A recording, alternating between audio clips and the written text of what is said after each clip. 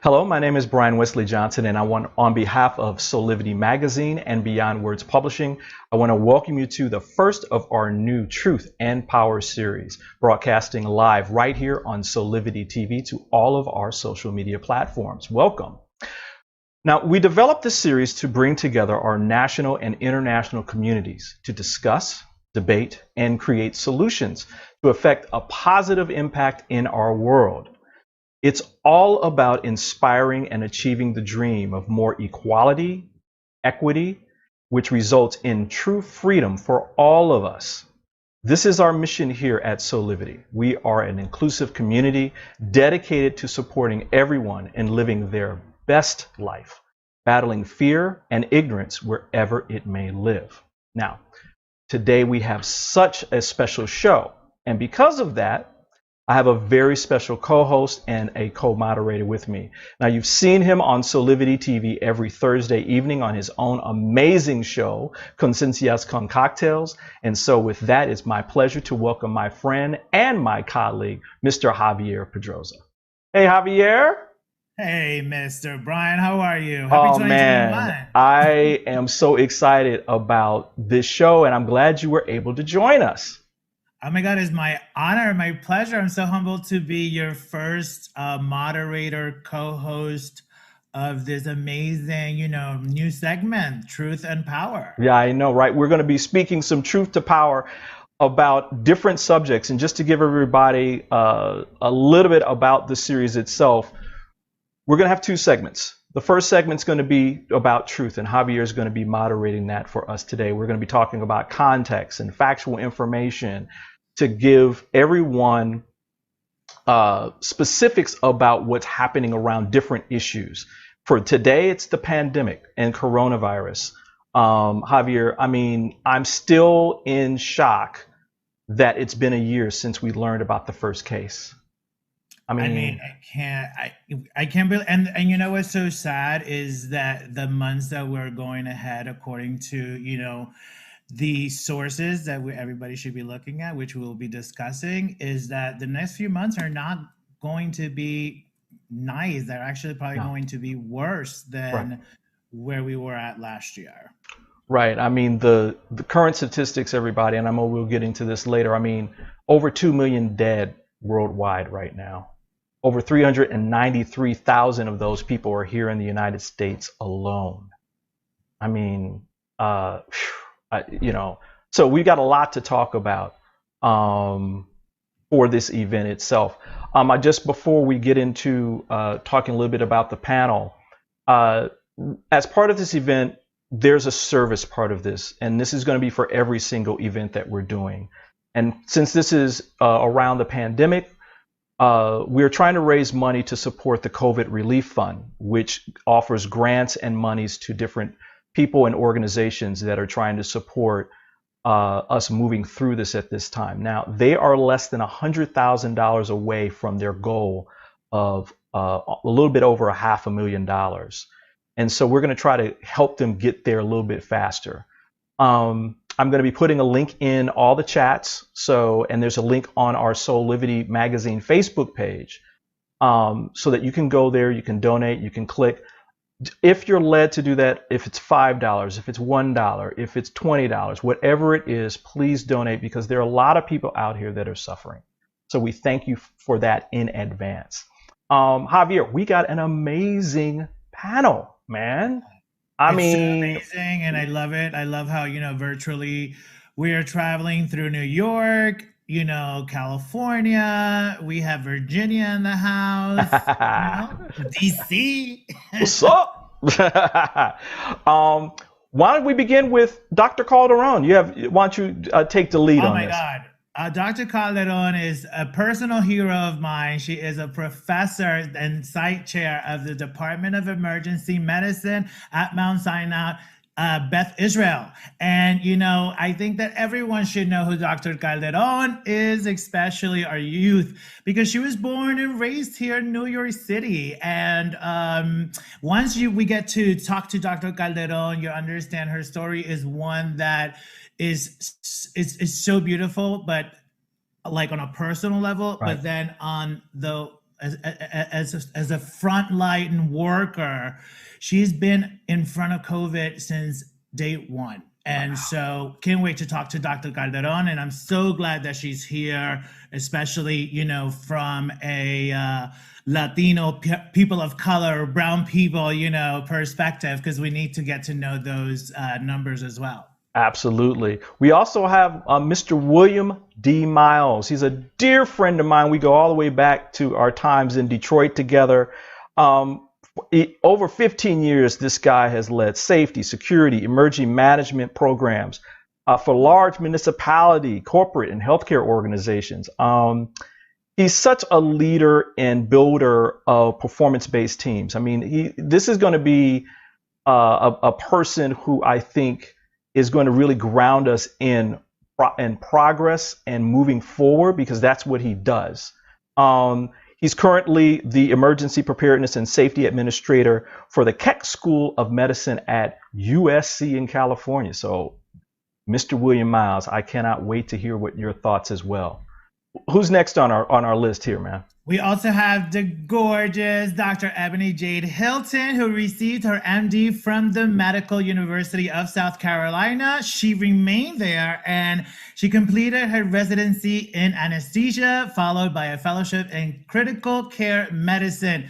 And in 2013, Dr. Hilton made history as she was hired as the first African American female anesthesiologist since the hospital's opening in 1824, y'all. Woo!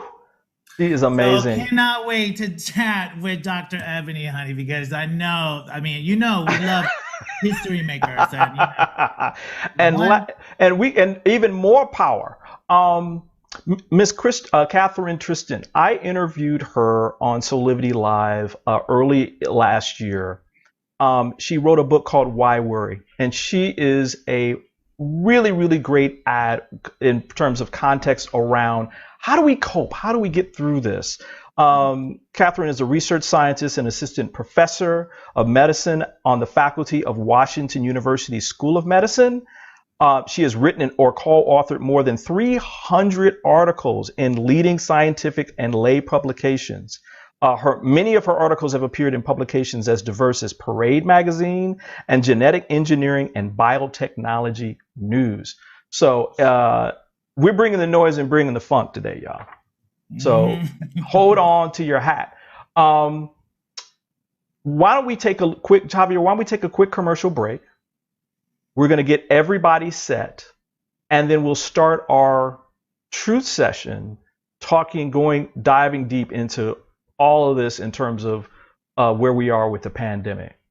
So you ready, man? Let's do it. All right, everybody, we'll be right back with more on the pandemic and you. So stay tuned. Have you ever asked the question,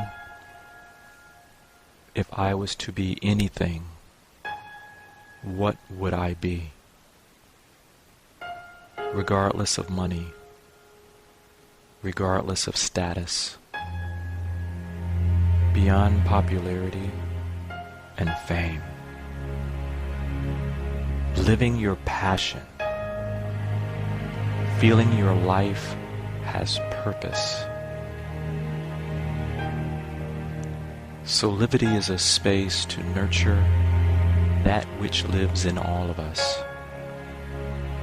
A place where work can become play,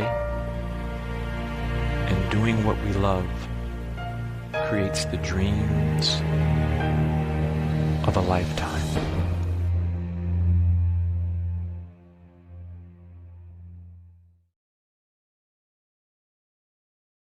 Soulivity Magazine and Beyond Words Publishing want to remind you about the importance of continuing to follow public health guidelines to protect yourself, your loved ones, and your community. Please continue to wear a mask, wash your hands, and watch your distance. Please visit these sites for further information about how to stay safe from COVID-19 into the new year. Remember, love protects us. Welcome back, everyone. Oh my God, guys, I have been looking forward to this conversation and the premiere of the Truth and Power series. Before we begin, I want to say thank you to our doctors, their teams, essential workers, our farm workers, all of our frontline workers for everything you all do for us. You know, your hearts, your brains, your time, your leadership. I know you guys are exhausted, you know, your dedication. Thank you for keeping us safe. And, you know, again, we're going to talk some truth, right? And in 2021, we're making sure that we surround ourselves with the truth because we all know the truth will set us free, guys. I mean, right now there's so much to talk about, and I kind of want to break up this our chat into some sections to kind of make our conversation a little seamless. I want to start with the reality of COVID-19 today, January 16th, 2020, where we're at and where we're going, right? Next, I want to also go about like information. I want to do some truth and false because again, we all know that, you know, fake news travels quicker than real news these days. So here we are going to try to clear some of that up, you know, again, to start fresh and just, you know, just clean it out, you know, like all of that 2020 stuff. And then, you know, we're going to also talk about vaccination. So important. Talk about anti-vaxxers, right? Also how people of color, right? Talk about behavior, right? And due to our historical trauma, right? Because there's so much of it within our communities. And also, you know, we have to talk about the terrorist attack on Capitol Hill. I think it's an amazing treat that we have William Miles here to talk about behavior because, you know, we need to look at our leaders. And with this government folks that we have today, you know, it's a little iffy. So I'm so happy, Mr. William, that you're here with us today as well to talk about that. So let's begin with the reality of COVID-19 today. I'd like to start with Dr. Yvette Calderon. How are you, doctor? Let's go. Well, first of all, thank you for having me. I feel blessed and honored to be here and to, you know, be able to talk about some of these really important issues. And thank you for your warm welcome. So for me in New York City, what we're seeing is an increase in the cases that are coming through from, you know, the summertime. We certainly are seeing more patients coming to the emergency department, and some that are not getting admitted, but definitely some that are. We've opened more ICU beds as well. We're, you know, part of a larger system, so, you know, we want to make sure that we can take care of all our patients, you know, in the right way. But there is that concern that, we have this new variant in our country, and it is, supposed to be 50% more transmittable. So the concern is that we'll have a lot more cases as the months come through. Right, and then the total number of deaths from COVID-19 in the U.S. is set to top 400,000, and that's before President-elect Joe Biden's inauguration on January 20th. Dr. Ebony Hilton, how, you're in Virginia, right? What is your current reality? Yeah, and I want to echo, just thank you guys for having me. It's the current reality in Virginia is that we were really sheltered in some ways from the full blow of COVID-19, where cities like New York City and New Orleans and some parts even over in Washington, when it first hit, they had these huge surges where we kind of trailed behind. But unfortunately, what we're seeing because of that is that COVID fatigue has kind of set in. And now what we're seeing is that we're estimating our peak as far as Virginia won't hit until the end of March. At that point, we're thinking we're maybe looking at 75,000 cases per week. And so I just urge Virginians to start to think about this as being a long-term game. How do we make sure that we keep our relatives and ourselves alive by practicing those very easy safety precautions? Wow, 75,000. That number is scary, right?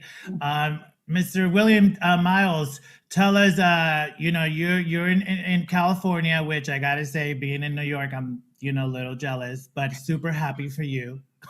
But your weather is gorgeous. Tell us what's the reality out in Los Angeles and Long Beach. Well, thanks, Javier, and I appreciate being on the panel as well. The reality is the weather is warm, but we are in the epicenter of the pandemic time. So fortunately, we have great collaborations between our universities and our government organizations to try and really educate people and to prepare for the surges as they come. Fortunately, we do have hospital bed availability that even though it's strained, there are mutual aid agreements between organizations and institutions so that our public can be treated. But the main thing is that collaboration of preparedness and education and then response. We are the epicenter, but there's great teamwork amongst the hospital organizations and again, the institutes of higher learning and the government to address the problem. That's great to hear. Great to know that California is, handle it correctly. So I want to kind of get through some, truth or false, because, we have to tackle these fake news, right? As we all know, again, is just out of control. And sometimes you read some things and you're like, people really believe that? Like, that's so unfortunate because there's been so many lies, right, within the past 4 years that people are just like, I have no idea what to believe. So I'm going to go to some truth or false, right? Let's start with Dr. Ebony. Let's start with you. So truth or false, you can get a face mask exemption card so you don't need to wear a mask. Can we make a shirt that says that's false? Because I feel like we need shirts at this point, or flyers, that is false. There is no exception. Public health crises calls for the public to take ownership of this, being collaborative with each other. How do we keep each other alive? It's not just yourself. So it really is a selfless act. So please, everyone, wear your mask. Yes. All right. Number 2, Mrs. Doctora Calderon. Once you've had COVID, you cannot be reinfected for 6 months. Truth or false? False. COVID is unfortunately, you can be reinfected. Like many viruses, it mutates. And that's what we're seeing right now are some of the new variants. And if this new variant that I spoke of before becomes prominent in the United States, it will mean that it will stress our healthcare system and our hospitals. So, it's important to wear your mask. It's important to socially distance. It's super important to get vaccinated. So those are the things that I would say are in our toolbox right now, and we have to use all of it. Agreed. Okay, Mr. William, outdoor activities with face coverings are safe. Truth or false? To a degree, the idea that you're passing by someone who also is masked, you're in a better protected state than if neither of you are masked or if one or the other. Now, even outdoors, habitating less than 6 feet apart is risky. So outdoors, yes, even a mask. And as I said, in California, we're the epicenter of the epicenter. So we have to be extremely cautious. But my word of wisdom to the rest of the nation is to be overly cautious. Mask up even outdoors. Great message. All right, Dr. Ebony, quarantine should last 10 days after no sign of symptoms. Right. And it's one of those things we're going back and forth, it seems like every other day. So I know why this is truly one of those troubling things for people to wrap their minds around. What we typically say is, yes, from times of symptoms that you need to stay within your home. But honestly, what studies have shown is that there are some persons that literally have shedding of this virus for far longer than that. And what does that mean, right? What does that mean to your ability to infect other persons? So again, for people thinking just because I had COVID, now all of a sudden I'm immune or my body is not able to infect anyone else, it's simply not true. Regardless, that's why I don't like to give a time frame. I say regardless, you should be doing everything and acting as if you are infected, even if you haven't come across COVID-19. So wearing your mask, social distancing, practicing those clean hygienes of washing your hands and not touching your face. That's the only way we're going to end up getting through 2021 and not having a repeat of what we had in 2020. Yep. Oh my God. Yes. I feel like we need several t-shirts after this show. Dr. Calderon, people with blood type O may have lower risk of COVID-19 infections and severe illness. Truth or false? Okay. Again, I don't know where you're getting this information, but there is some talk of controversial literature about type A, type B. This is what I know. This is what I've seen in the emergency department. COVID does not discriminate, and I think we need to understand that. It is a virus like no other, and I think Dr. Hilton said it. We are learning more and more every day about this virus. So sometimes what we learned yesterday, maybe we're adding to our knowledge foundation, and things change and evolve. So the basics are the basics, right? That you can get this disease. You can get it more than once, unfortunately. And if you did have the disease, it doesn't exempt you from getting the vaccine. If anything, the vaccine may be more helpful in that case, so that you don't get it again. It's important that your immune system stay nice and healthy as you can, which means you eat well, get your vitamin C, your vitamin D, make sure that you're as healthy as you can be so that your immune system can fight this disease if you are exposed to it. That's what the truths are and what we should be really putting our energy into telling our communities. Great. Awesome. All right, Mr. William, going to school is safe if you've already been infected with COVID. Truth or false? Well, Dr. Calderon just really addressed that. It's not safe at all unless you're cleared by your physician. You're not safe unless you've been cleared by a reputable physician or organization that you are safe to be in any sort of collective environment. I mean, guys, really got all these questions for folks that I know. I mean, I got drenched with questions. I'm going to have all these folks in front of me. We're going to have these conversations, and literally folks that have COVID right now, send me some of these questions that are so confusing to them, and I feel so badly for them. I'm like, if you're feeling this means someone else out there is feeling this, So I thought that we kind of did a little, lightning round on that just to kind of get that out of the way, because folks are really feeling those things, right? The next thing that I want to talk about is vaccination, right? Dr. Rivera, you just mentioned how important vaccinations are. And due to our historical trauma, we all understand as people of color, we have some historical, awful trauma that has happened to our women, to our people of color. So we understand. I mean, I was on a forum last night and I heard people saying, I'm not getting vaccinated. like from every age. So it was very scary. You have those anti-vaxxers as well, you know, doing their work. Let's talk a little bit about vaccination, Dr. Calderon. Like, why would be your top reason right now? Obviously, we kind of know the obvious answer, but for people of color, especially, to kind of understand, because I feel like we have to get the message to our people in a certain way. What would you say to them?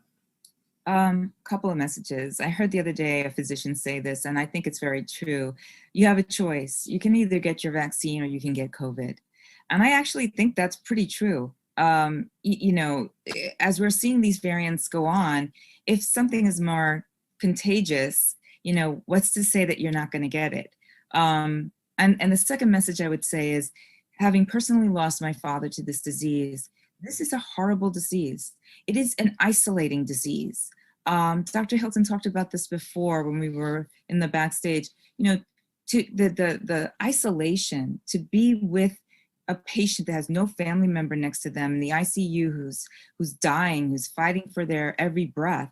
I can't emphasize enough. This vaccine can keep you out of the hospital. It can keep you out of the ICU. It does not need to be this for everyone. We need to be able to take care of each other. And by doing it, you will potentially get infected, but not have symptoms, be asymptomatic or have less symptoms, but you won't end up in the hospital with an odds of potentially dying and your family grieving over it. So I beg everyone, please get vaccinated for yourself and for your family. Yes, for your community, right? As well, like Dr. Ebony, what do you say about vaccination? And again, you're in Virginia right now, which is a lot of our folks, right? What do you say? What are your messages in terms of vaccination? Yeah, for starters, I want to just give my condolences to Dr. Calderon. Like, I'm so sympathetic with the fact that you lost your father. I've also lost people in my family. And it's one of those things. That's the message I send to everyone who has doubts about vaccination, is that when I got my first vaccine on December 15th, my immediate response was, I started to think about everyone who at this point was literally dead and didn't have that opportunity. And between then and now, we've lost another 100,000 people. And it's one of those things that's really troubling, because what we know is that every single person meant something to someone. At bare minimum, that's someone's daughter or son. We have children in New York City. There was a study way back long ago where 600 out of every 600 Black children, one had lost a parent. They are orphans now. And it's one of those things that really pushes you to say, I understand the concerns. Let's talk through those. And that's where the ownership on the medical community, where it lies on us. We breached that trust. The community didn't, it was us. So we need to go and heal that. And it starts with having true, authentic conversations of where someone can say, these are the reasons why I don't trust you. And how do we repair that for generational healing? Right, actually opening up that line of communication. And that was the way it used to be. I remember, and I grew up in Puerto Rico, so I grew up in a small town, that's why I love community so much.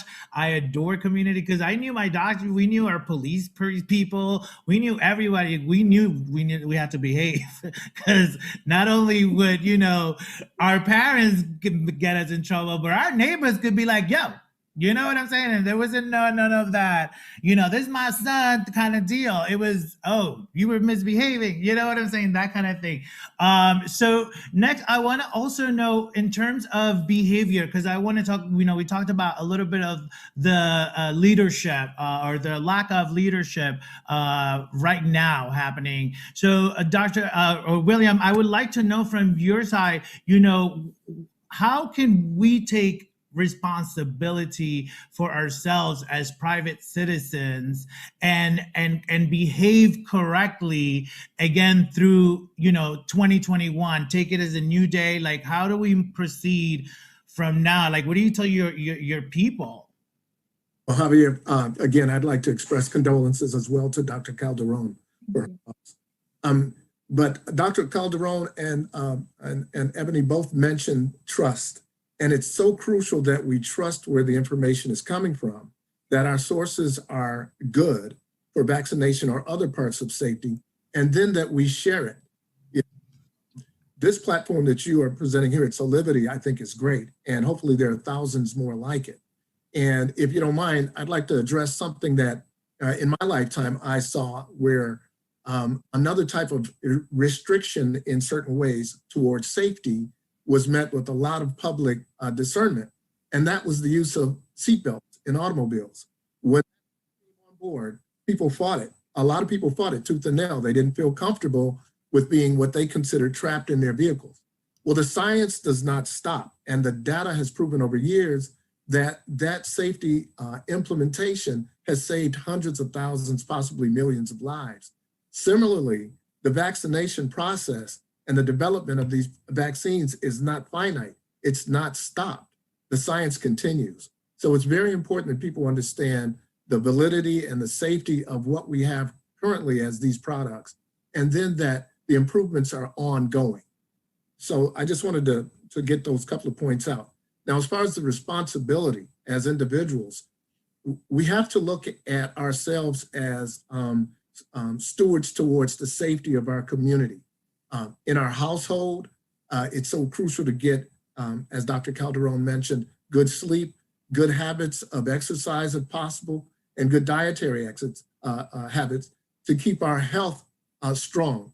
And then when we get that good information and we get those good habits, we need to share that with our community at large, and it goes on and on. So that responsibility starts in a personal level, but we have to demand as well that our leadership express and share quality information, express and share the best practices for public health. Well, and right now, you know, if you don't have your mask, you're fined $500.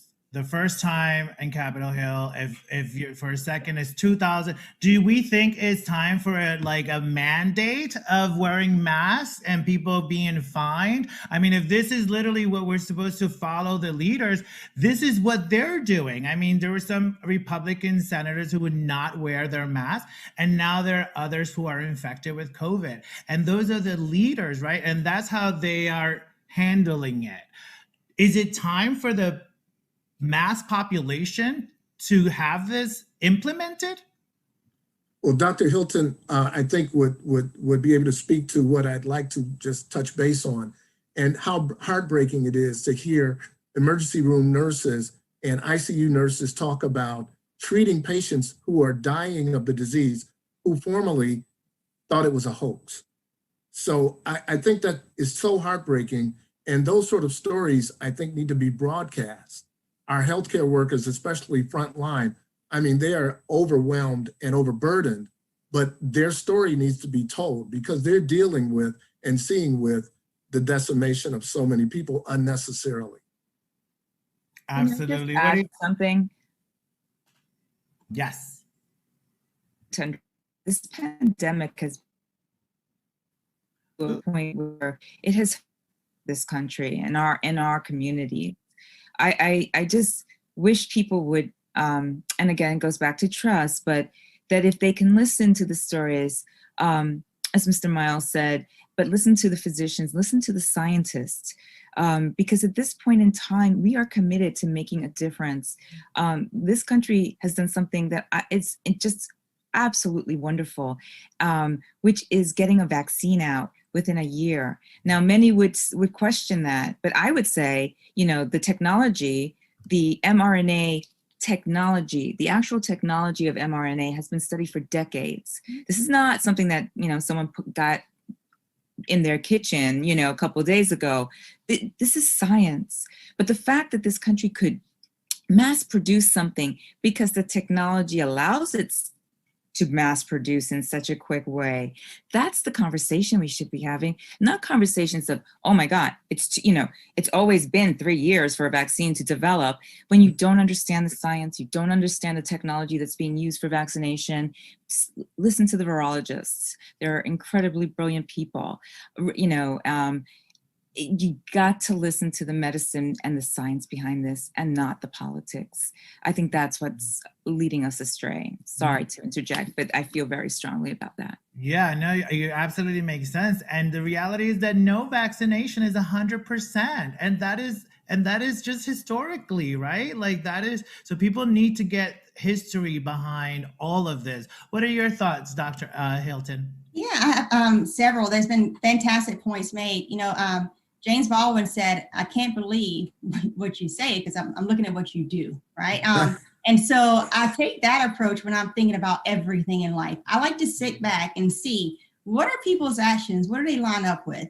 And the very persons that politicized this entire pandemic, the persons that made this into a Democrat versus Republican issue, those persons, when they got infected with COVID-19, were on a private helicopter, taking them to Walter Reed to get in experimental medications to save their lives. Those same persons, when it came down to getting vaccinations, jumped the line, and we have the likes of McConnell, we have the likes of Lindsey Graham, we have the likes of Mark Rubio, who is basically my age, who jumped in front of my 80-year-old grandmother in order to be vaccinated first. So I tell my Black and brown community, think about this for a second. If you're looking to see if something could potentially kill you, do you think these people in power will be the first ones scrambling to get themselves and their family? Because Vice President Pence also got his wife vaccinated, who can do everything by Zoom.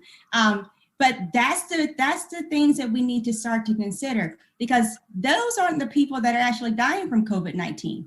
Their status in this society protects them in many ways, because they can get on a private helicopter to get those monoclonal antibodies that are not readily available in my community back in small town South Carolina. And so if we have this opportunity to make ourselves afforded the vaccine, we should really do our due diligence and know that any tweet or any Facebook post that you share that's reckless and that states some form of distrust, that you could potentially be costing someone their lives if they believe in that lie that's perpetuated. So be very cautious that your words really are powerful, and we need to use them accordingly. And they have consequences, as you mentioned, for sure. All right, guys, we're going to take a break now, and the questions are coming through, guys. The audience are popping, so we're going to get to some of those questions when we get back. Be right back. My name is Brian, and I want to welcome you to another edition of Soulivity Live. Hey, how you doing, sir? My sister, how are you? Hey. This blend, right? we might need some more wine for this. So let's get this party started, y'all. Hey, my sister, mademoiselle. That is the most amazing introduction I've ever heard. Oh, being here. Oh, what an amazing day. Go make it even more amazing. Myself and Madison, Brian Wesley Johnson. Thank you for joining us on Saturday morning. Full of passion, purpose, and high quality living. See you next time. I'm done. Watch Soulivity Live with Brian Wesley Johnson every Saturday at 10 a.m. right here on Soulivity TV.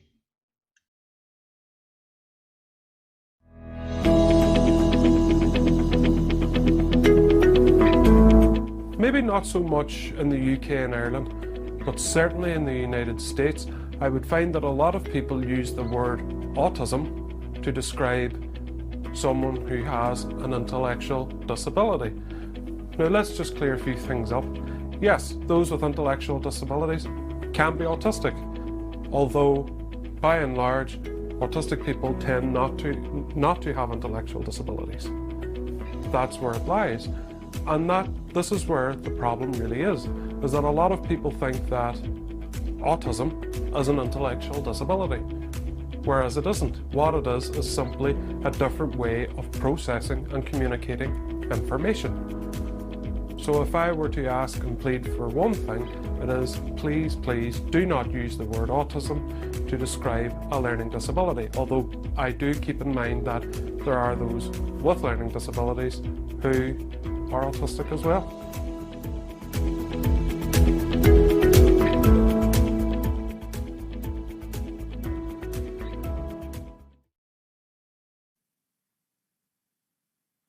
right, guys, welcome back. Welcome back. All right, so guys, we're going to get through some of the audience questions that are coming through since we're talking about vaccination. Let's go with the first one. Do we know if either Pfizer or Moderna is more effective at protecting against new variant? Who would like to take it? I think I can speak to it a little bit, and then of course, Dr. Hilton. I believe that the research that's out there right now is that both vaccines, Moderna and Pfizer, are protective against the new variant from the UK. Dr. Hilton? Right. You know, the variants have definitely been, and as they should be on everyone's mind. You know, we first saw them in the UK and in South Africa. Now it then popped up in Florida, Colorado, California, New York. So we will see this. It is in every state. I would just go ahead and assume it at this point. But luckily, what the studies are suggesting is that the mutation is not for the spike protein. And so for everyone's purpose, the outer coat of the virus has these little spikes, and that's where you actually get the name coronavirus, because it looks like a crown. And so the mRNA vaccine codes for that little spike. The mutation of these viruses is not being shown to involve, at least not a significant part of that spike protein, suggesting that then these vaccines should still be effective for this mutant, which again means that people, if you are on that list to get the vaccine, show up early. I think you can never be too early for a good thing, so. Okay, great. All right, another question. What about allergic reactions to the vaccine and people getting Bell palsy from it? That's a big fear that is going around. Right. And I can take this one too. So as far as the vaccine, we know with every medication, we know with every fruit, we know with every animal, bug bites, ant bites, bee stings, that there are certain persons whose bodies, the way we were created, has a certain level of response to it. Now, for this vaccine, it is a drug. Will there be some variations of responses? Yes, but in comparison to other drugs, for instance, with penicillin, for every 2,000 persons that we give penicillin, which we hear about penicillin all the time, it's an antibiotic, one of those persons out of that 2,000 will have a reaction. Now, take this to this vaccine. What we're seeing is that this global administration of this vaccine, out of every million people, 11 with Pfizer. And that's huge to think about, that, you know, the potential benefit of having this vaccine versus the risk of you having that reaction, it really is lopsided into the favorable reign of things. Now, that being the case, if I'm one of those 11 persons, I'm going to be, I got an issue, right? Which means that's what we are in the medical field, what we're taking into consideration. If you're one of these persons that you have severe reactions, that you know you can't have peanuts, that when you get on a plane, you let the flight attendant know, I have an allergy to peanuts, I cannot have persons around my space, then you are the very person that we want to speak to say, when you're coming in for your vaccine here at the University of Virginia, regardless if you've had reactions or not, you have to stay within our facility for at least 30 minutes for us just to watch you. And that way we can build this trust that we're not doing this and letting you just go. We really want to make sure that you are okay. But like I said, out of every 1 million persons, 11 have had that kind of serious reaction. In comparison to penicillin, is 1 in every 2,000. So that just gives you an idea. I would also add to that, you know, and I think you touched upon this, is it's risk mitigation, right? It's risk benefits. People that have severe allergic reactions that carry around an EpiPen, those are the ones that are concerning, versus, you know, I have a mild reaction, or I think this is a reaction because my arm hurts me. That's actually something you want, right? You want to have an effect from the vaccine, oddly enough, because you want to know that your immune system has responded to it.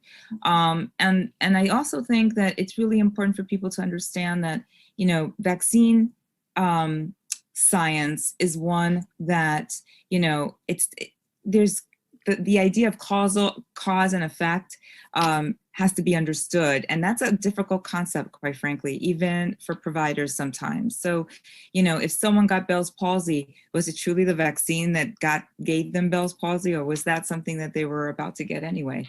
I think that the fact is that we have a lot of information, and a lot of information is going to come. And believe me, every time anyone has a reaction, they're going to publicize it. And right now, there's not been a ton of publications that, oh my God, all these people are having allergic reactions and becoming anaphylactic and dying. You're not hearing that. Therefore, it really is something to be taken into account. And I think she brings up a great point. The distinction, this is again where the medical community, we really do owe it to our public to talk about what is a normal immune reaction.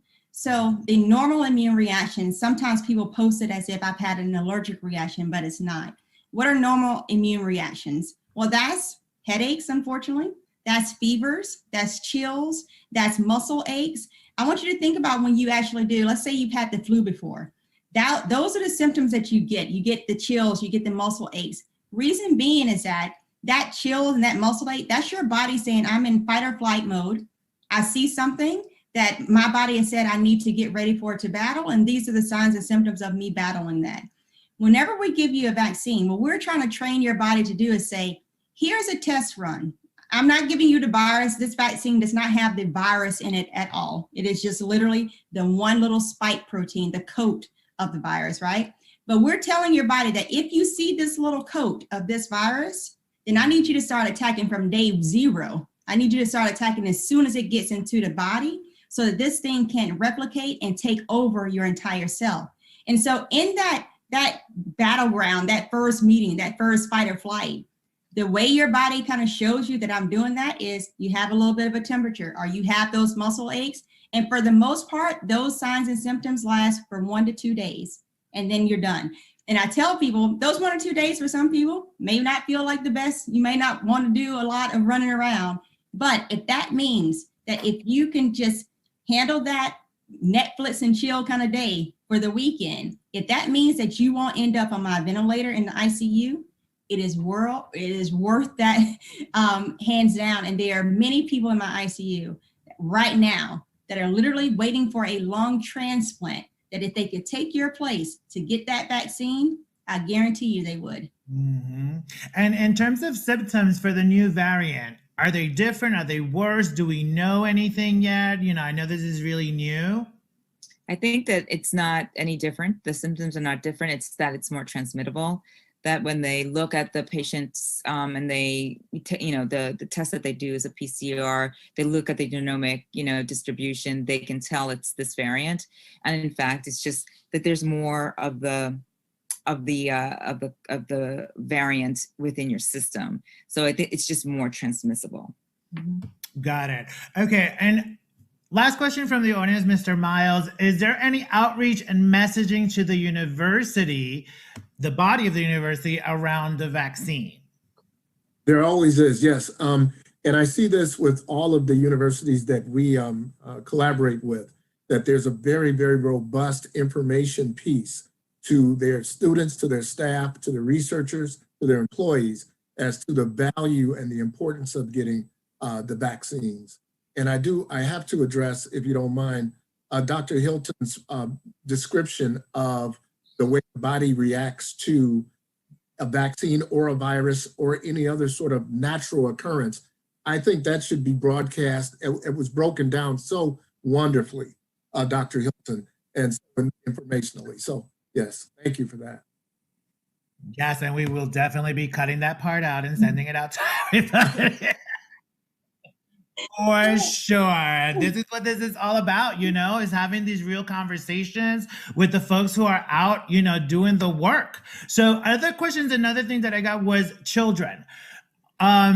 When are the children going to start getting vaccinated?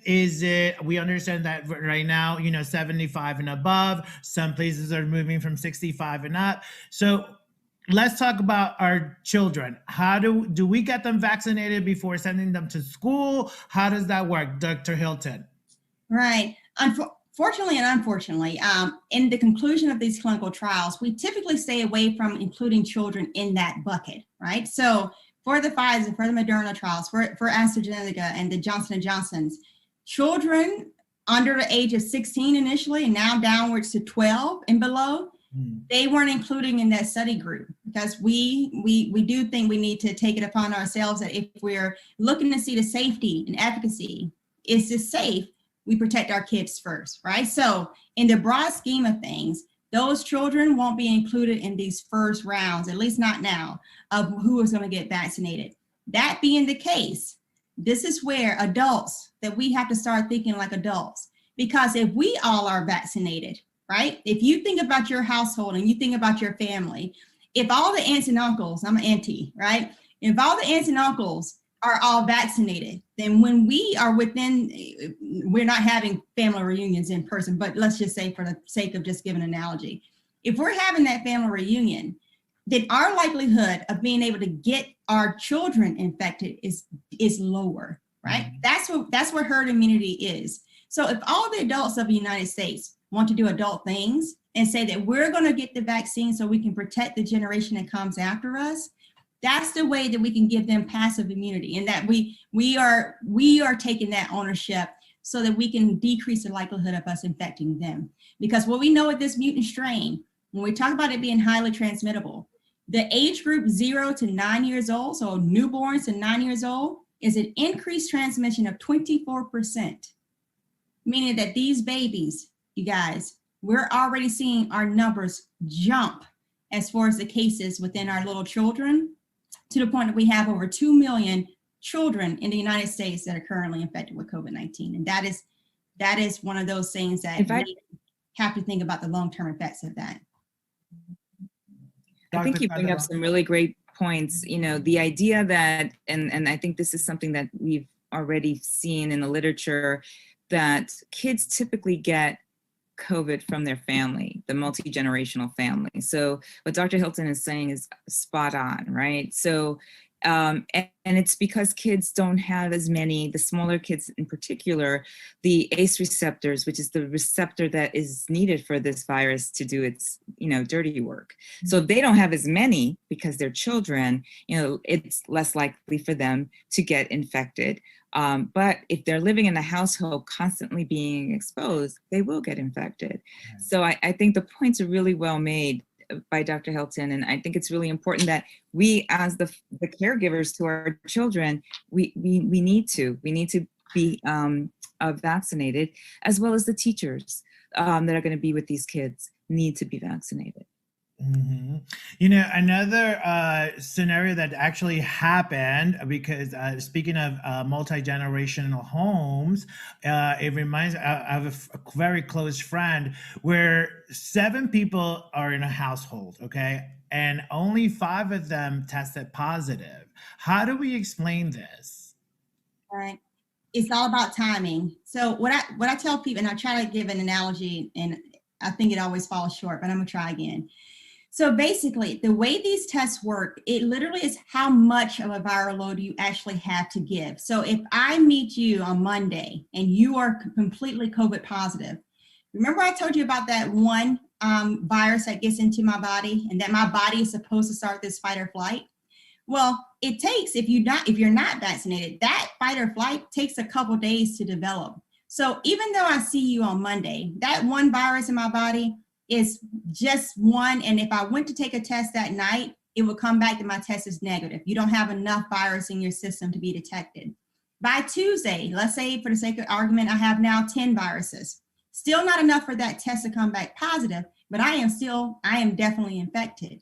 By Wednesday or Thursday, now my viral count is up to 100.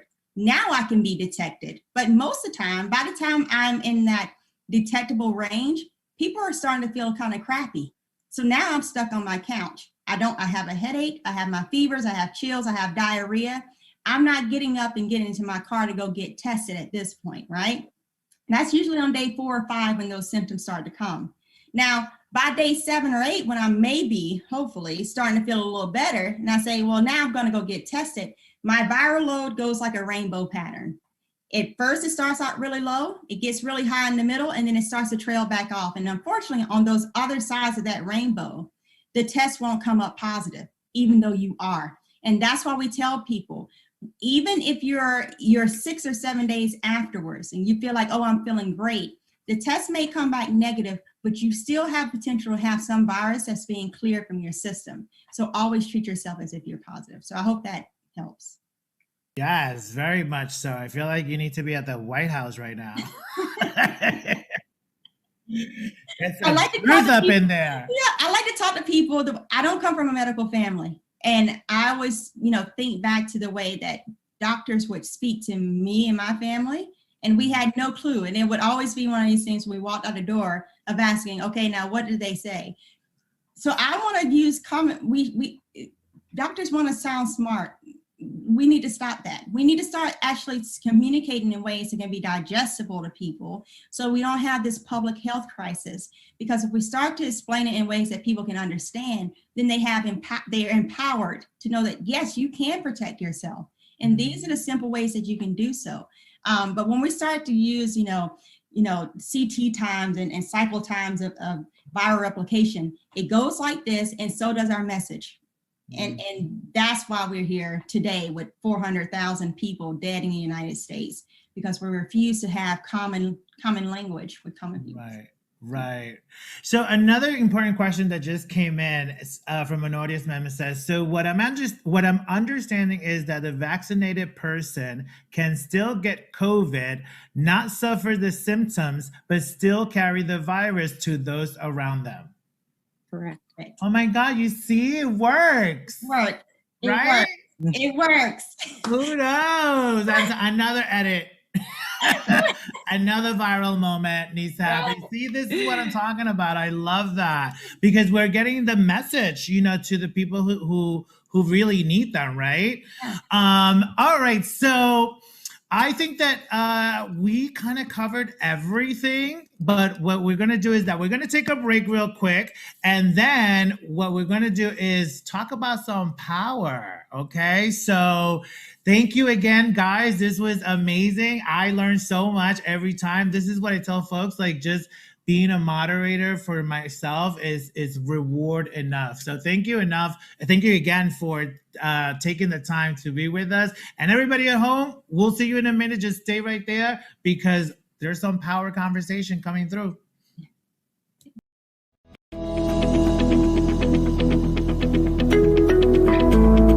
Look up the dictionary and look up the word autism in the dictionary. And this is the definition that you'll get. It is a neurodevelopmental disorder characterized by obsessive and repetitive behaviors. And what a horrible definition that is, because we're so much more than that. What I would love is for the definition of autism to be changed, because it's so negative. As a child and a young man, whenever you look up words like this and you think, gosh, this is me, it doesn't really leave you with a great feeling, does it? I think it's time for that to change, don't you? What about the more positive things that autism brings? The passion, the drive, the desire. I mean, all you need to do is look up on the internet, autistic individuals. Without us, I'm pretty sure we'd probably still be living in caves and spearing fish for dinner. So maybe it's time to have a look at what defines us as a community, and let's change it.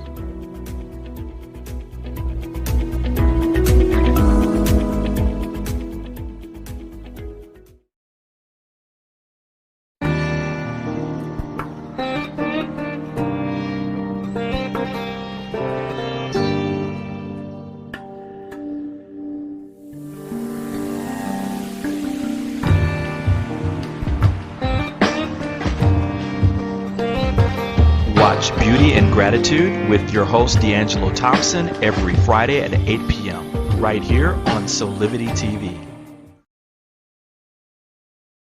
Soulivity Magazine and Beyond Words Publishing want to remind you about the importance of continuing to follow public health guidelines to protect yourself, your loved ones, and your community. Please continue to wear a mask, wash your hands, and watch your distance. Please visit these sites for further information about how to stay safe from COVID-19 into the new year. Remember, love protects us. All right, we are back, y'all, with the power section for Truth and Power. We're welcoming now Catherine Tristan, who's an author, and we introduced her earlier, but she's been on Soulivity Live, our weekly show on Saturdays, and just amazing information. And I want to bring her into this conversation because we've got to get to empowerment, right? I mean, we have the factual information that's here. We have the context. Again, we have other questions about the virus itself or the vaccination or anything that around this pandemic, please post to our live chats. We're going to try to get to as many of these questions during the show, but I'm going to invite my guests to actually go back and reply back to any of these other questions so that we can support everybody getting accurate information around what's going on. Catherine, I mean, I want to start with COVID fatigue. We have been dealing with this for now over a year in terms of when the government first acknowledged that we had cases here in the United States. This is an awful strain on people's mental health, their physical health. What are some of the things that you're seeing based upon at Washington University? I mean, you're a research scientist. So what are some of the things that you're seeing there? Well, I'm seeing a lot of heroes, I can tell you that. And if you want to reframe, let's start at the beginning. Lots of people there who are exasperated and fatigued, but still, helping our patients. They're on the front lines. We also see researchers and research fatigue, and that especially affects young female researchers because they're the ones who tend to be putting their career a little more on hold to take care of the kids at home. So not just at WashU, with my family, with friends, all over, everyone is fatigued. And, even after watching our wonderful experts, it's sobering. But it's also shows us what we can do. And I think that's what we need to do is focus on more what can't we do, but what we can do. And I think that's what heroes do, is that how can I help that patient? What can I do for this patient who is, in such a terrible situation and health at the moment. So yes, everyone is fatigued. And I think the one thing I want to say first, perhaps, if anybody has just watched that first segment, can I make a quick suggestion? Mm-hmm. Let's all just take a deep breath. That's the first thing you can do to help yourself. And let's do it. That's a good, yeah. And here's the second thing. Take a deep breath and then push it out. So you take it in and you push it out. And you take all that negative energy and just throw it right off of you. So yes, we're fatigued, but we do have tools and things that we can do to help ourselves. Right. Dr. Ebony, I mean, you mentioned earlier about your colleagues at that you work with and the strain that happens there. What are some of the ways that you guys are dealing with that? I mean, on an ongoing kind of basis. I mean, the pressure has to be enormous. Yeah. To be honest, I don't know if we are dealing with it. And I don't think we have time to truly deal with it, but I don't think healthcare workers are alone in that. I think the grocery store workers that have literally been on the front line, and they truly are the heroes, the essential workers who don't have the PPE that I have.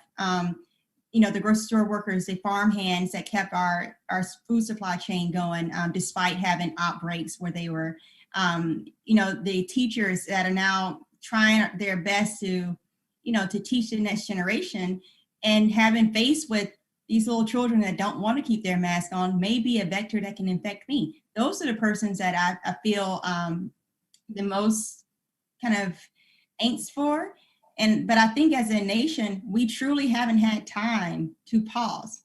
Dr. Calderon, who was just on, I mean, she just said her father passed away, and I didn't hear a crack in her voice. And it does make me, it makes me feel when all this is done, because the pandemic hasn't let off the gas yet. And so we haven't had time to say, I missed all of 2020. You know, life events, the celebrations, everything has been on pause. And in that pause of health crisis, many people have now been spiraled into a financial devastation. Right. And what does that do Right. when you don't see the end in sight? So Right. And I'm glad you brought that up, and I want to get into that in a minute, because the pandemic is, you know, our health is everything, right? I mean, if we're not healthy, we can't function and do other things. But William, you know, your expertise is in basically, I mean, you try like planning for the worst, right? How do you plan for the worst? How do you ensure public safety at these large, multi-dimensional, multifunctional organizations, right? Yeah. This pandemic has been devastating because it hasn't existed before. Give me your snapshot, because I want to ground this. I mean, we talked about some of this truth before in the first segment, but I want to really ground this so we can move into empowerment, which is, tell me about this movement from your perspective of emergency preparedness and like disaster prevention and disaster recovery, because that's an important aspect of this that I think doesn't get talked much about. Yeah, so true. Thanks, Brian. Yeah, large organizations, be they institutes of higher learning or municipalities, have really put robust emergency preparedness plans in place really since the early 2000s. There's been great training. There's a lot of shared information. So the approach that emergency managers and emergency preparedness professionals have is for their institutes or their organizations to be prepared for all hazards: fire, civil unrest, earthquake, floods, active shooters. So those are ongoing trainings. Now, what happened with the pandemic was we faced and we are still facing a natural enemy, a natural problem. So we've had to take those same lessons that we learned about information sharing, collaborations, listening to the best practices from our organizations and from our experts and from our scientists, use those then to prevent any sort of aggravated or elevated risk to people who would be exposed to the pandemic. So early on, and again, I'm going to jump back to the 2000s, as emergency preparedness professionals, we did a lot of training on the exposure to nuclear, biological, or chemical warfare. In each one of those cases, the trainings looked at an operational period of the onset of the emergency and then the decimation of the emergency. Unfortunately, with the pandemic, it's ongoing. But because of that same sort of training, we learned to, again, collaborate, to use the best practices, to look at the science, to look at what works, and to analyze that, and then use best practices going forward. So from an emergency management standpoint, the collaborations are crucial. The information sharing between me and my peers are crucial.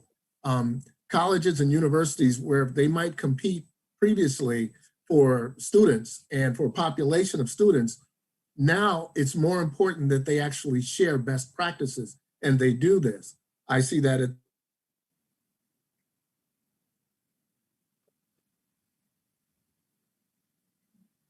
I think we might have lost David, but we'll continue.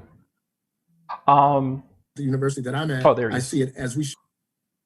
Oh, did I freeze or did you freeze it? You freeze, but it's okay. Can you just repeat that last part and then we'll continue? Everybody, Yes, listen, this is live streaming. So yeah, from an emergency management standpoint, the sharing of information for best practices amongst municipalities, institutes of higher learning is crucial to deal with it, to share the information on a very granular level, to the personal responsibility of people wearing masks, on up to providing food and or shelter and or medical services, depending on what the community needs. So it's really about information and resource sharing.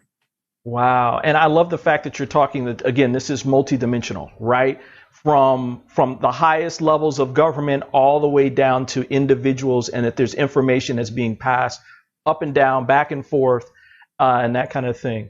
Catherine, from your perspective, I mean, we're talking about this collective trauma that exists. What are some of the things that we need to interject in that information sharing? Right? I mean, a lot of it's around, like as William was saying, around best practices and information about the vaccine and information about the latest of the virus. But there also needs to be, from my perspective, some type of information around how we deal it. People are losing their lives to this. They've lost loved ones, they've lost friends, they've lost colleagues. It's within the medical community, it's outside the medical community. So what are some of the things that you see that we can inject into all of this information sharing? I think one of the examples is at my university in St. Louis here, Washington University School of Medicine.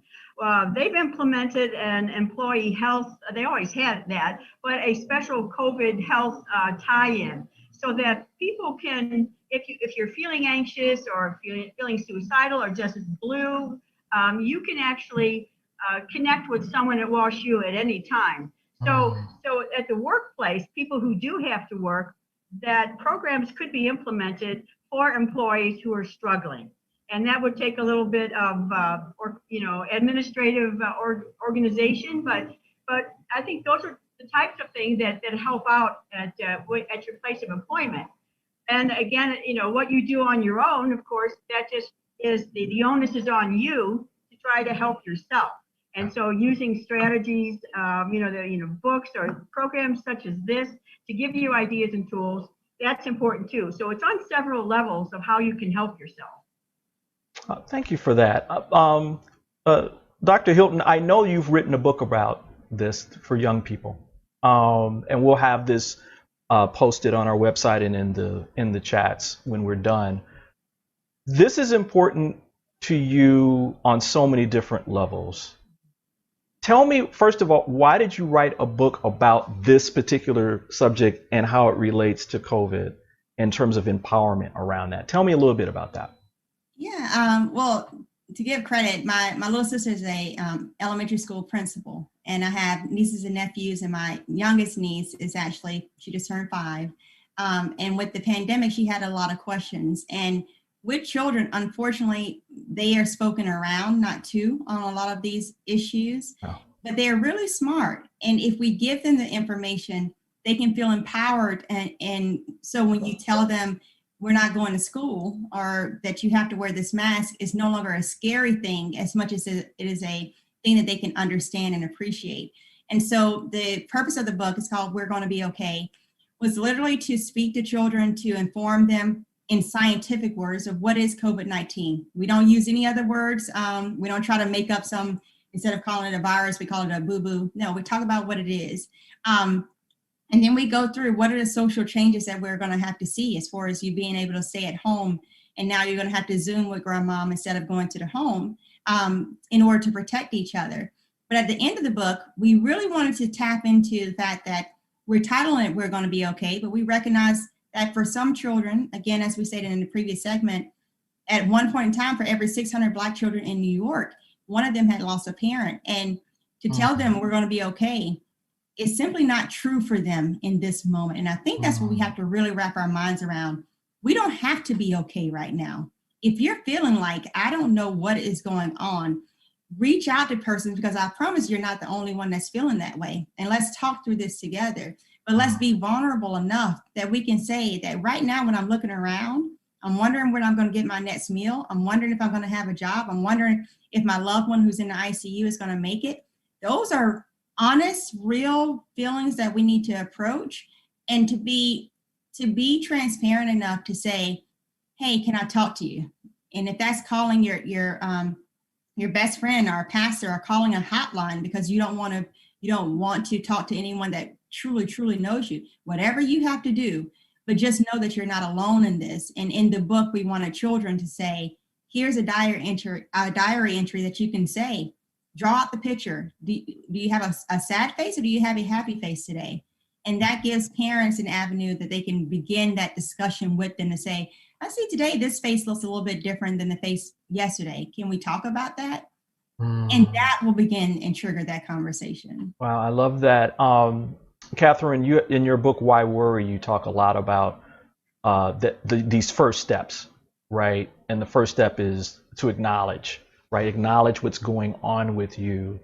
Can you talk a little bit more about that part of the process? Because, you know, with all of us, I mean, one of the first things that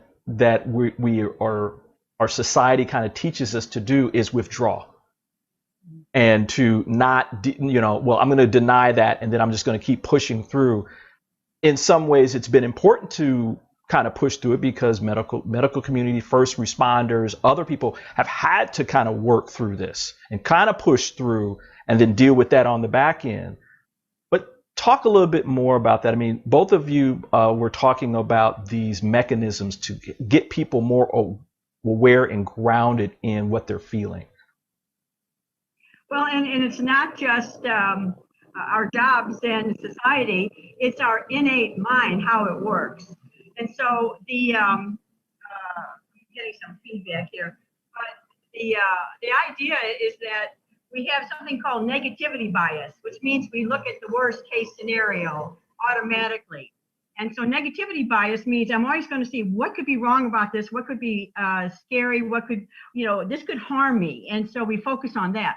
So it's a matter of listening to it. And what I try to teach in my book is that tune up that voice initially, because usually it's on autopilot in the background. And that's what causes us so much trouble, is that it's in the background and it's affecting our lives and our subconscious mind and what we're doing every day.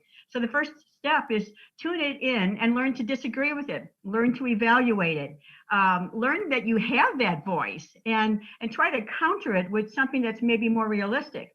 Prior to COVID, the studies showed that 85% of what we worry about never happens. I don't know where in the context of COVID that sits, but I would still say the majority of what we worry about doesn't happen, except now when it does happen, it could have very serious consequences. So tuning in, listening in to what how we're thinking, and especially the negative side, and learning to reframe that and turn that around to more realistic sense. And so I have a number of different strategies as to how to turn your mind around so that you don't focus on what could be wrong all of the time. Right. Obviously, you have to be aware of it, but you don't focus on it. Right. And Brian, can I jump in? Absolutely. Real quick? Absolutely. Yes, just on something that Catherine was saying, and I'd like her to express her thoughts on this. Myself, I'm a news junkie, for example, and because of my profession as well, I have to pay attention to the trends nationally and internationally of what's going on in safety and emergency preparedness. But the news cycle currently does not allow a news junkie like myself, or even someone who looks at it a couple of hours a day, to relax from that anxiety. So do you have any suggestions for that type of person or that type of experience for our societies? I do, and there's a physical thing you can do. That's called turning the remote, using the remote and turning off the TV. But I know it's pretty simple. But so that's one of the things that I actually I turn the TV off, or I turn it on and I mute it. I think the desire to learn what's going on in the world, the desire to, especially if you're isolated, to have another human voice in the background. And I think it's, unfortunately, if you're a news junkie, you're also probably can get quite easily stressed out from all of the news, because it is just stressful. So it's a matter of balancing between information gathering versus negativity absorbing. So, and only you can handle that. Only you can make choices about that. But it's a choice. So maybe turn on some music, some good jazz, or something that you really like, and take yourself step by step by making a small change at first. Maybe turn off the 5 o'clock news instead of watching it for an hour and a half, and doing something else. So small steps, making small changes, because we're not going to do it right away. But it's so important not to be a news junkie. It's just it's a harmful thing, unfortunately. That is so, well, I want you guys to watch this show, but but that's another important thing. I mean, the statistics about COVID are on 24 hours a day. Each show repeats a lot of the same information, which is a lot of times it's negative or depressive 24 hours a day, hour upon hour. So we do have to unplug, right? Last thing I want to talk about within this segment is, and this goes to some truth to talking into power. This virus has affected different populations differently. And there are specifics that we have to talk about. I mean, I'm putting on the screen right now how many people in our country have died per 100,000 people by race or ethnicity. And as you can see, people of color top the list. And a lot of times, as we were kind of talking in the first segment, some of these people don't have resources. A lot of these people were already in crisis before the pandemic, and then this came and added on to that. Dr. Hilton, I want to talk to you about, it seems as though these populations not only need more support, but they need different messaging, which is even more around them even being more cautious than other populations. I mean, it's like wear 3 masks instead of 1. I mean, give me some thoughts about how you feel about that. Right. I mean, it's tremendously frustrating because there's nothing genetically wrong with Black people, Hispanic people, Native Americans. There's nothing genetically wrong that predisposes us to getting COVID-19, but we know systemic racism plays its part in whether or not we're getting infected in the first place, and then furthermore, whether or not we live or die if we do get infected. What do I mean by that? We can't talk about getting infections without talking about those essential workers that we spoke of earlier, the true heroes. 1 in every 5 Black people can work remotely from home. 1 in every 6 Hispanic Americans can work remotely from home. They were the grocery store workers. They were the farm hands. They were the persons that literally were tasked with keeping our nation afloat while everyone else was able to have this interaction. They're also the persons that, for instance, for every $1 of wealth that Caucasian Americans have, African Americans, we have 10 cents. Hispanic Americans, 12 cents. We don't have a wealth that has been accumulated over the generations because literally we were kept out of that wealth accumulation. It's going to take another 250 years before we get there. So we can't, if we have an outbreak at our job, we're now being forced to make the decision of, do I stay home and not be able to feed my children, or do I go out and risk getting infected? And that's what we're seeing, is that we have a huge population of Americans that are being forced to be in between this rock and a hard place. And it's costing us our lives at a higher rate. For every 700 Black people that were alive last January, 1 has died from COVID-19. That's the truth of it. And so even when we're looking at who's more at risk of dying from, not even just getting infected, you can't talk about dying from COVID-19 without talking about chronic pre-existing conditions. And you can't talk about that without talking about environmental racism and the influence on chronic lung disease. You can't talk about that without talking about the lack of food eateries within our community and the development of hypertension and diabetes when all you see is Burger King and McDonald's.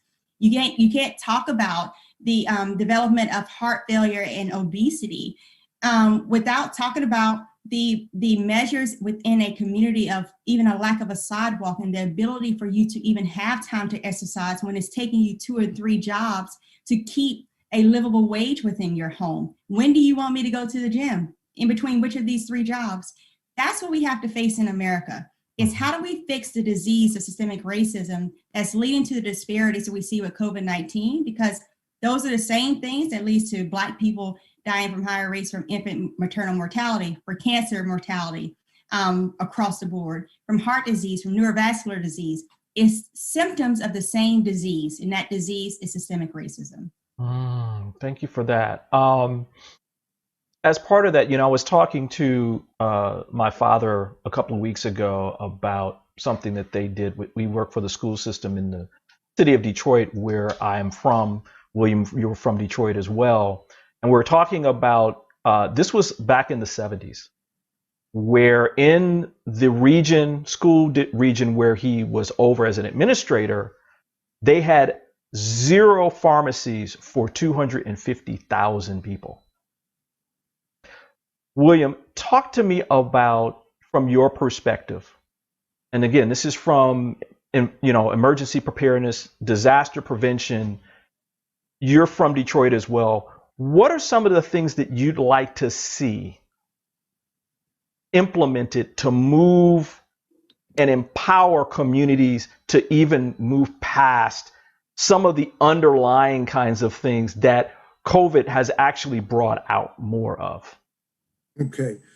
Brian, I participated in a panel last month about the spread and lack of appropriate information for prostate cancer in our community. To Dr. Hilton's point, it is so important that the community that is being affected by that disease knows that their specific considerations, be they fears, warranted or not, but those specific considerations are being taken into account.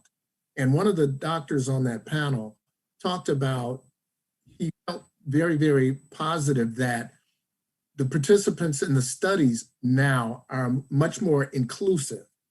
And that allows for the treatments to address specific genetic types, specific pre-existing conditions. And so I don't want to go off the topic, but I just thought that was so important what she said. And I just heard about prostate cancer with the same sort of concern. So in our communities, as far as moving the needle towards that responsibility, it's really responsibility, and it has to start with the individual. To Catherine's point, turning off the TV, getting better sleep, mindfulness, yoga, exercise. These things are crucial. The importance of them are crucial for the person, again, for the family, and for the community. So it's just really important to stay active, to stay positive to where you can, to stay informed from trusted sources. They could be fraternal organizations, your church, your county health department, but stay connected to viable and trusted information. Just to stay active as a community, stay sensitive, become civil, be a responsible citizen. If you are wearing your mask, if you are maintaining distance, and not challenging anyone or not challenging anyone who is being so conscientious to wear their mask, that's a very civil responsibility. And one that we all have to take upon ourselves and move that needle along towards healing. Wow. Thank you for that. Thank you for that. I mean, there's a lot. I mean, this is a multidimensional thing. I mean, there's things at the individual level. There's things at policies with our government, with our leaders. It's a resource thing. It's an economic thing as well. So there's a lot to talk about. We're going to take a quick break. And when we come back, I want to talk a little bit more. William, we're going to start with you, just talking a little bit. I know there's a lot of parents out here with children who are out of school, and they have the current administration is putting forth policies to try to get everybody back in school. And I know that parents are concerned about that, given what's happening. I want to talk a little bit more about that. And then I want to talk a little bit about, final thoughts from each of you about, what are your wishes and hopes and dreams for people moving forward? And hopefully we'll be able to take some questions too along the way. So we're going to take a quick break, everybody. Thanks for sticking around. Great conversation, and we'll be right back. Some people have a posture in which the shoulders round Some people have a belly that came from long hours working in a computer.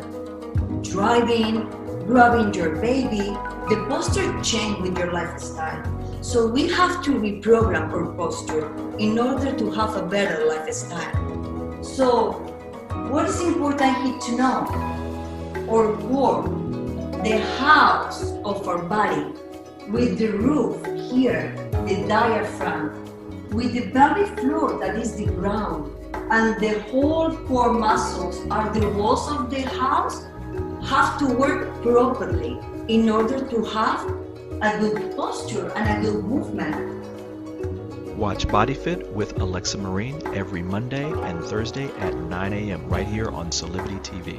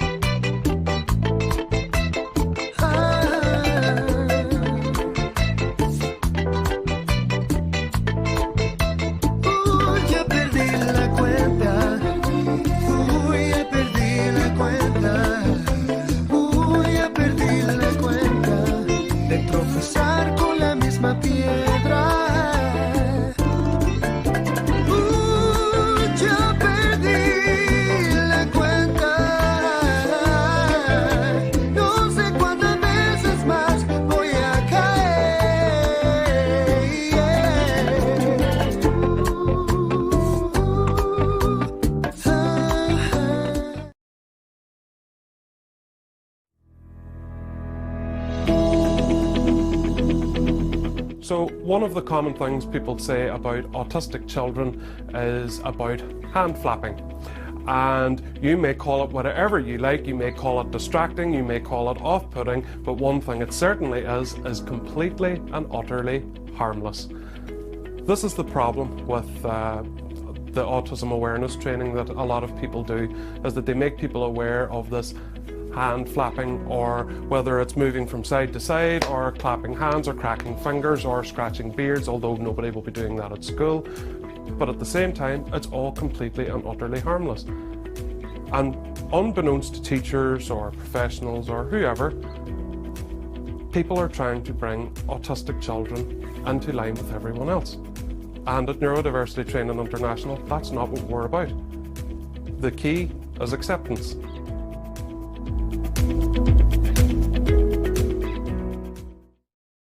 All right, and we are back, everybody, with our power panel. William, I want to talk a little bit about what's happening with schools and universities right now. I mean, you work for one of the most prominent universities in the country, specifically for the Keck School of Medicine, and you know, we really don't have any idea. I mean, I think the public at large doesn't have any idea about what are we going to do. And the incoming administration is putting forth some policies around trying to get everybody back into school, students back into school safely. And there is worry around that.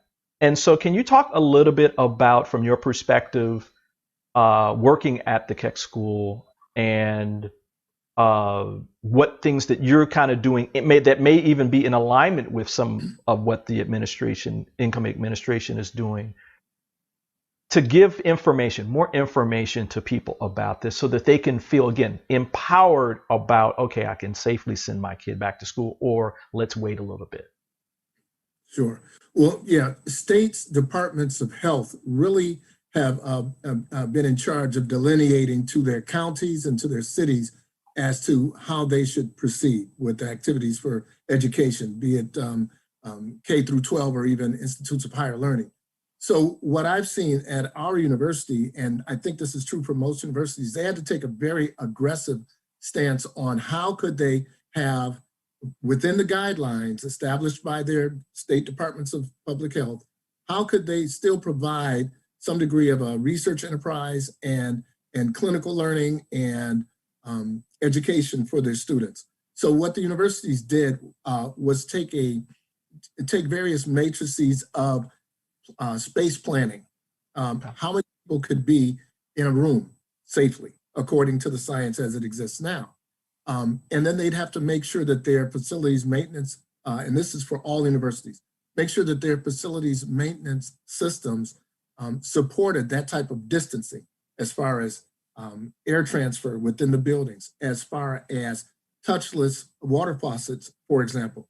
These are things that the universities are putting into place to make sure that they can have, if they're down to a 25% population, for example, as designated by their county or by their state, they still have to make sure that the surfaces are not are going uncleaned. So they exaggerated really cleaning regimens to make sure that touched surfaces are clean and in an effort to mitigate the spread of the virus.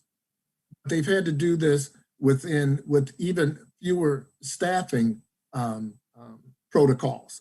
So they've had to really take an aggressive and I would say creative way of approaching keeping the students who will be and the employees who will be and the faculty who will be on the campuses to keep them safe. At the same time, they've had to develop programs and protocols and platforms that would allow the teaching to continue. So they've got online, they've got hybrid courses, and this is for all the universities I know of, that they still are what they do best to the students who expect to get an education. The education has not stopped. The research has not stopped. It's been changed in a way that everyone can remain safe. Wow. Yeah. Thank you for I that. hope that addresses your concern there. Wow. Yeah, absolutely. I mean, again, this is school districts have been basically closed down for the last year. I mean, up and down. I have friends of mine that have gone to school. They're sending their parents, their students, their kids to the university, and only to have to reverse that and bring them back home again because now there's another outbreak. I want to talk a little bit about giving people some hope, because and then we'll get to some questions. But I want to get to this first because I think this is important for people. We're in a new year. It seems as though we have a new administration that's coming that's going to try to be even more aggressive in terms of releasing vaccines and getting more resources to states. So there is some positive news coming out around this. To each one of you, I want to ask, what's one thought or wish that you could give to our audience and then the people who may see this video sometime later, in terms of empowerment right now? I mean, I can't see us moving forward without having that kernel. We're holding that tight while we're dealing with everything else. And so what's that kernel for you that you would like to share with people? And I'll start with you, Catherine, first. I would like to see people focus differently. Miles was talking about how to move that needle, and we have a lot of global issues. But when you bring it right back to the individual, to focus on what can I do? It feels so disempowering to have all these problems that can't be solved right away. You can only solve one problem right now, and that's how you're thinking, how you're feeling, and deciding what can I do to make things better. From the student, as an example, a high school student who was quarantined early on, she ended up starting a website, being very computer literate, as a way to mentor younger students in math and science. My sister makes masks and has from the beginning. Really nice looking mask, except she's in the Bahamas, so I don't get to use those, but she's helping out in the Bahamas. I can't visit there. I am very respectful of that. So I think it's like the old saying, if you can light one candle and everybody lights one candle, it's going to be very bright. So I put I say go back, empower yourself, either to cope better or to do something outside of yourself to help somebody else. And when you give something, somebody receives that energy, it's very positive. But even the act of giving is also a sense of positive and enhances the endorphins in your body. So focus differently. What can I do as opposed to what can't I do? Dr. Ebony, how about you? Yeah, I love that example of a candle. When you light another person's candle, it takes nothing away from your flame. So always remember that. But it's also one of these things of if I'm talking to the most marginalized communities, if I'm talking to Black people, if I'm talking to Hispanic people, what we know is that there wasn't always a time where we could depend on our government. When I think about my mom and my grandparents, literally my mom was in the 3rd grade when they integrated schools. She remembers that. And what did the community do when they felt like they weren't getting the help they needed from the government? We relied on each other, and we still have that ability to ride this wave together. And it's going to take that. And I say you donate, the 3 T's, your time, your talent, or your tithe. Some people may have time that you can help. If someone's struggling to go to work and have their children being kept, then maybe that's how you donate. If it's your talent, if you can make masks, fantastic. If you can cook food for someone that is struggling to make ends meet, fantastic. And then, like I said, it's one of these things of your tithes. There are some of us that can donate. When you're going to the grocery store, they'll ask you, do you want to make a donation to the food bank? The answer is yes. If it's 10 cents, it goes a long way. Tipping your grocery store worker, knowing that they may be also in a position of where they're having challenges. The more we can lean into each other and truly act as a community, it'll take a village to get us out of this.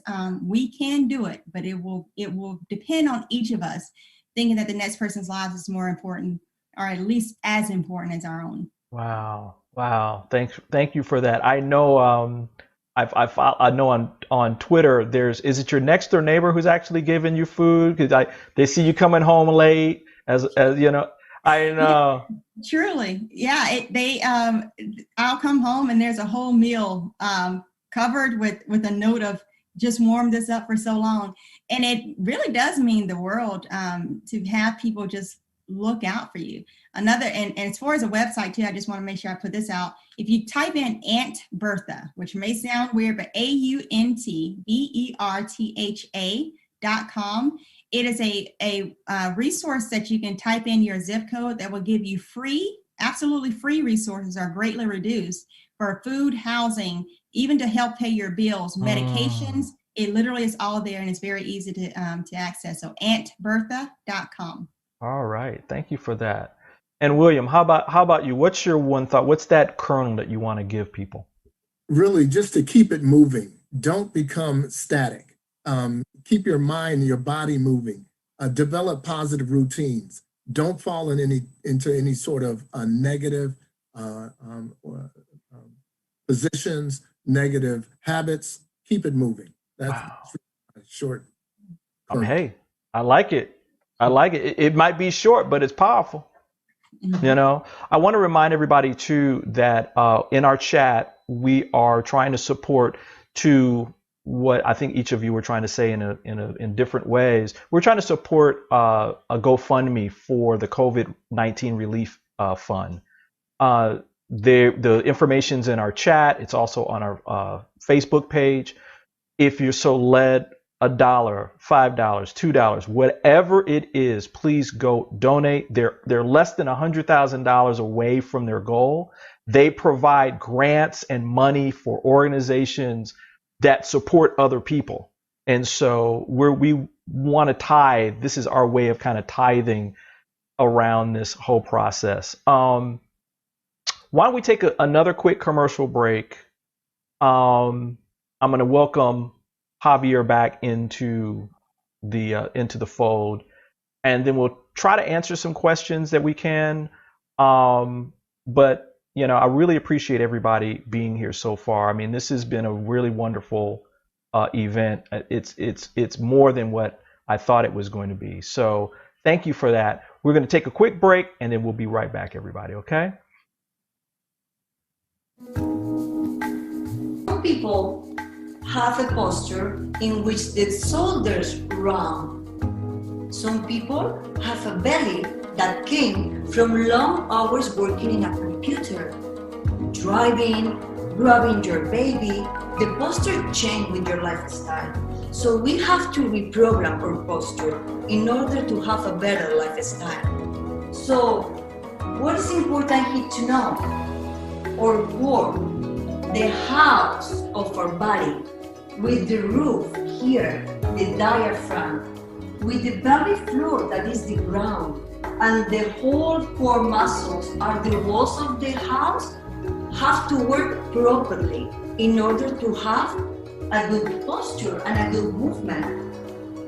Watch Body Fit with Alexa Marine every Monday and Thursday at 9 a.m. right here on Soulivity TV.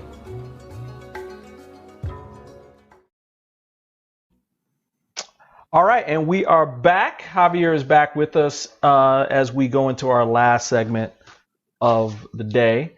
Wow,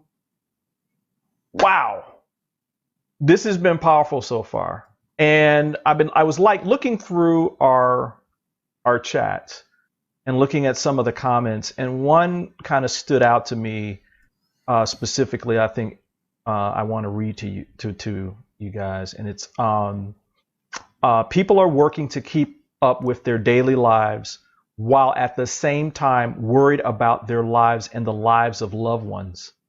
I see it in the fear of the teachers that I work with as they are being called back into work.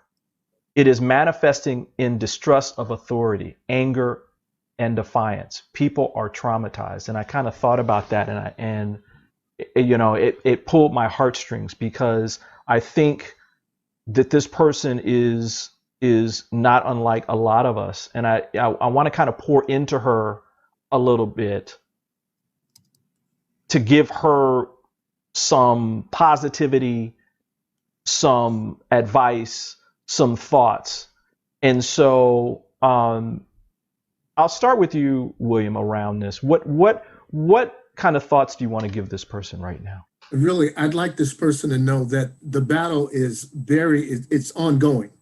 When we talk about the science of the vaccines, for example, the science of dealing with this pandemic, and the science of safety and preparedness overall are ongoing. They haven't stopped. So I'd like that person to know that it's recognized, this type of, really it's a stress syndrome that she's talking about. It is recognized. And to the point Catherine made earlier, universities and thoughtful corporations provide some sort of resource, some sort of social and or psychological resource for people to reach out and to be heard and to support that degree of anxiety that she described. And it, to your point earlier, it exists at every level. It exists in the caregivers, in the teachers, in the frontline workers, at the restaurant staff. It exists. So the thing I'd like folks to know is that work is being done. Stalwart work is being done every day, 24 hours, to try and minimize and mitigate this this current pandemic. So I don't want to paint an unrealistic picture, but a realistic picture that it's ongoing. The work is ongoing. It's not stopped. It's only ramped up even more to protect our citizenry. Wow. Yeah. What about you, Javier? You are the advocate's advocate, and I love that about you. What are some of the thoughts that you can give this person right now? Because I'm sure in New York, where you're at, she is not alone. I mean, if she lived there, there would be a group that would feel exactly like her. What kind of thoughts can you give her? Yeah, I think that Mr. Miles is absolutely right in the sense that this is an uphill battle, and unfortunately we have to come to the realization that diseases aren't going away. For many diseases, like measles and HPV, people, the number of illnesses and death have gone down, but the viruses and bacteria still exist and can be passed on to people who have not been vaccinated. So So, since people fly around the world, in a day, it's easy for disease to travel as well. So I think it's really important to get the historical and education part of history, right? Because we're speaking of the trauma, and I had to say that in 2020, especially with kind of like the spotlight on racial inequalities, I did my research on the trauma that was put on, for instance, Puerto Rican women who were tested, without their knowledge, and they were the first birth control pill. They were the guinea pigs, like this is something that has to be said. That's why when a Puerto Rican woman specifically asks me a question, I have to understand that I have to take that into consideration, right? It comes back to that empathy. It comes back to that knowledge. Maybe I don't understand it, right? I'm not a woman. I would never understand what that means. But history tells us that it's happened. So why would we not take the word, especially of a Black woman, right? Like when a Black woman tells you something, it is our job to listen to her, especially today in 2021. We have to give those floors. So I think history, gives you power, because it gives you knowledge, right? We know knowledge is power. So I think, when those moments come in, right, because we all feel them, you're not alone in those feelings. For me, what I do is books, knowledge, audibles are amazing. YouTube, like, you can use it for things that are not just like, a video game or, YouTube is the search engine. Like there's historical facts on YouTube, like so many different things that can be done. So don't feel like you're by yourself. Get your history and your education on, and I promise that things will get better. But let's just equip ourselves, right? So when if and unfortunately next time this happens, we're not caught off guard. Right. I love this. Catherine, a lot of the work that you're doing especially in your book, is about changing this paradigm, right? Preparing ourselves for what we felt as traumas in our life, as well as for future, because we're going to go through challenges again, right? I mean, they're not going to go away.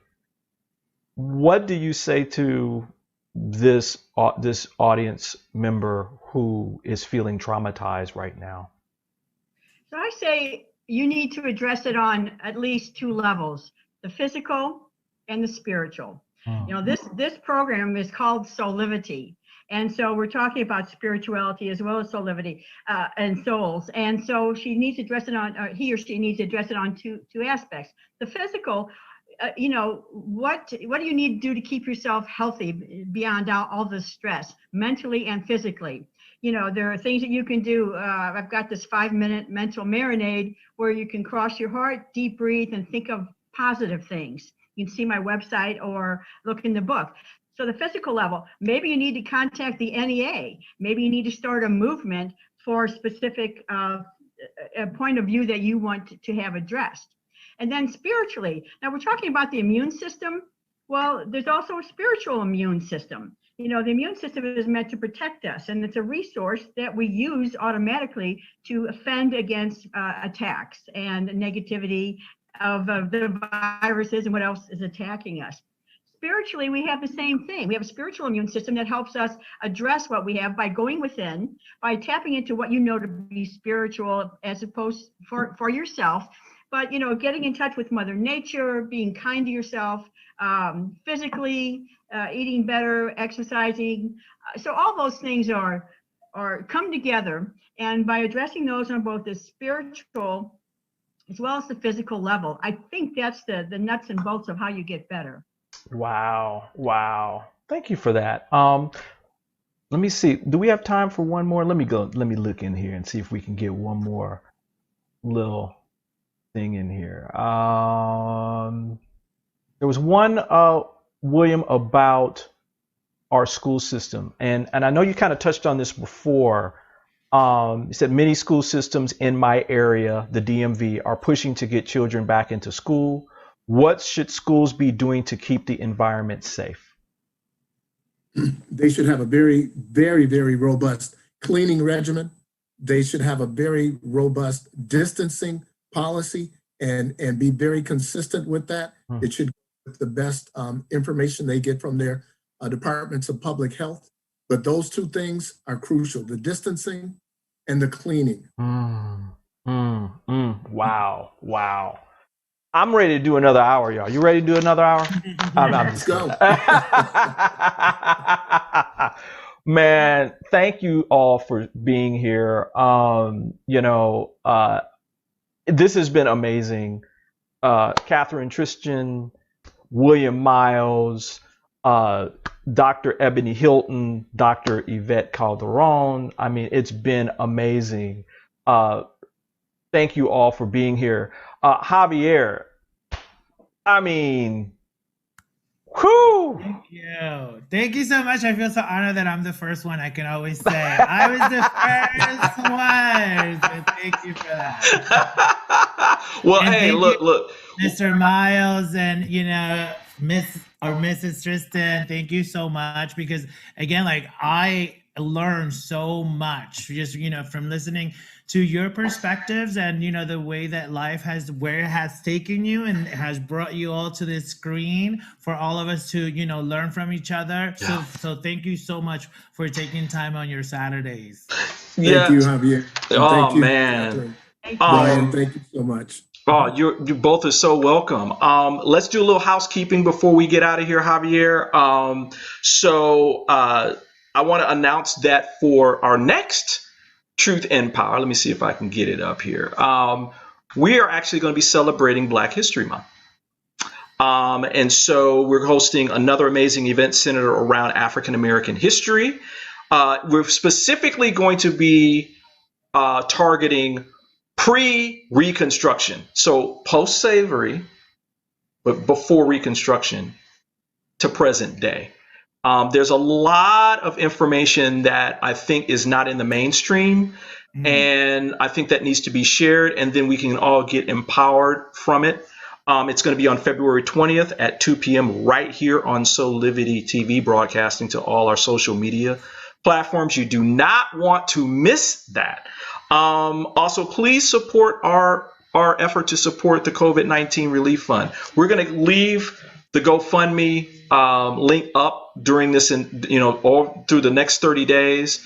Hopefully, we can help them get over that hump of I think $550,000, which is they're like only $100,000 away. They're doing a lot of good work, so please go support that. Lastly but not least, Javier, thank you, brother. Thank you. Yeah, this has been great, man. You're coming back. You're coming back. Yeah, you're going to come back and do this. And people can tune in on February 11th. We start the new season of Conciencias con Cocktails. Absolutely. Yeah, the new season of Soulivity TV show starts the second week of February. So watch this space. We're going to be announcing and doing some promotions. We're going to be on our Instagram platform talking about what's coming. So you want to look for that. Javier's show is amazing. It's amazing. Every Thursday, it's like popcorn and cocktails and whatever your libation is. So you don't want to miss that. Well, until next time, everybody, on behalf of all of us for Soulivity and for Beyond Words Publishing and all our guests, I want to thank you for joining us. And listen, I say this every time, but I really mean it even more because we're into the new year. I'm wishing all of you a life of passion, purpose, and high quality living. See you next time, everybody.